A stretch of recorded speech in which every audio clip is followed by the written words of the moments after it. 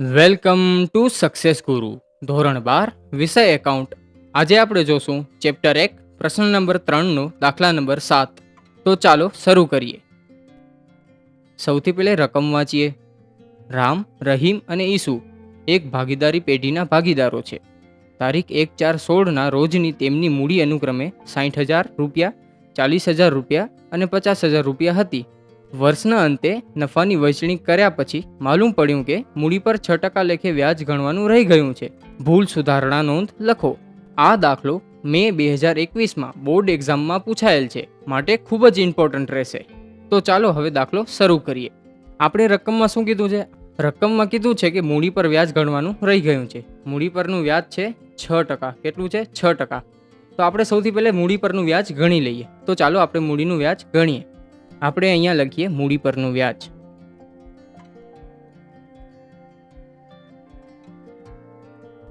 કેટલા ટકા દેવાનું છે? 6%. આપણે રકમમાં રામની મૂડી કેટલી આપેલી છે? 60,000. હવે આપણે 60,000ના 6% કરીએ તો કેટલા મળશે? આપણે મળશે 3600. તો આપણે તે લખીએ 3600. હવે રહીમની કેટલી મૂડી છે? 40,000. 40,000ના 6% કરીએ તો કેટલા મળશે? 40,000ના 6% કરીએ તો આપણે મળશે 2400. લખીએ આપણે 2400. હવે ઈસુની મૂડી કેટલી છે? ઈસુની મૂડી છે 50,000 રૂપિયા. 50,000ના 6% કરીએ તો કેટલા મળશે? આપણે મળશે 3,000 રૂપિયા. 3,000 રૂપિયા. હવે આપણે 3600 પ્લસ 2400 પ્લસ 3,000 કરીએ તો આપણે ટોટલ કુલ કેટલી રકમ મળશે? આપણે કુલ ટોટલ રકમ મળશે 9,000 રૂપિયા. કેટલી મળશે? 9,000.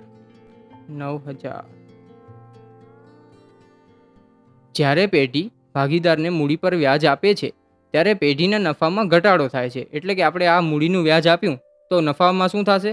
ઘટાડો થશે. કોના? પેઢીના નફામાં ઘટાડો થશે. આપણે લખીએ મૂડી પર વ્યાજ જેટલો નફામાં શું થશે? ઘટાડો. હવે જે આપણે મૂડીના વ્યાજની જે રકમ મળી કુલ, એ કયા પ્રમાણમાં વેચાશે?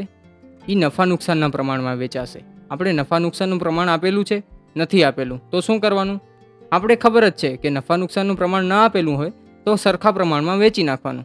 તો આપણે એ કરીએ તો શું થશે? અહીંયા કુલ રકમ કેટલી આપેલી છે? કુલ રકમ છે 9,000 ભાગ્યા શું થશે?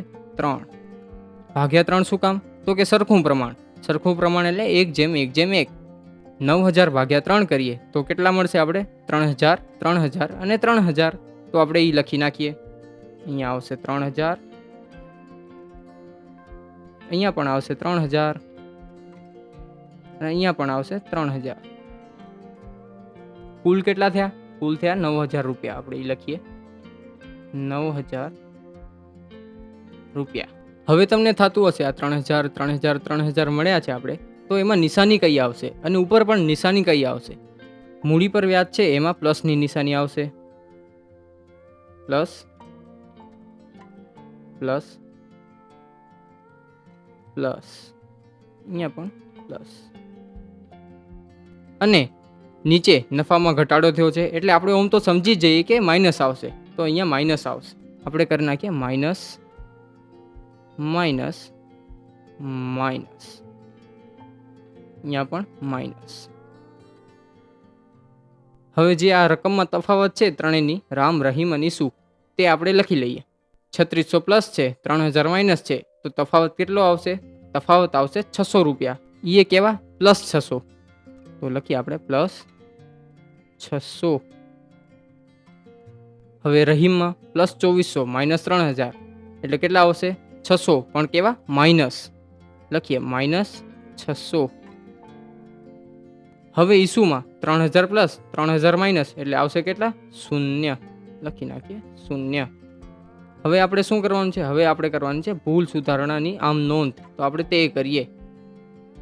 હવે આપણે આમ નોંધ લખીએ. આમ નોંધમાં ઉધાર શું આવશે અને જમા શું આવશે?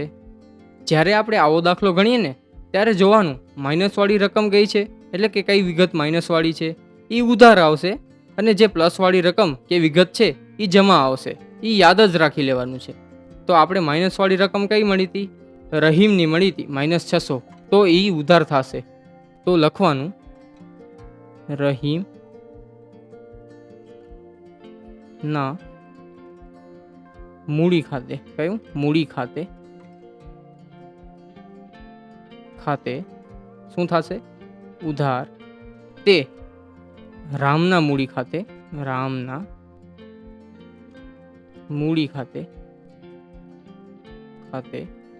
જમા. આપણે રકમ લખી નાખીએ. ઉધારમાં આવશે 600, જમામાં આવશે 600. ઈસુની રકમ તો શૂન્ય થઈ ગઈ હતી એટલે એ લખાશે નહીં. આપણે બાબતજેમાં લખવાનું મૂડી પર 6% લેખે વ્યાજ ગણવાનું રહી ગયેલ તેની ભૂલ સુધારણા નોંધ. આજનો દાખલો અહીં પૂરો થાય છે.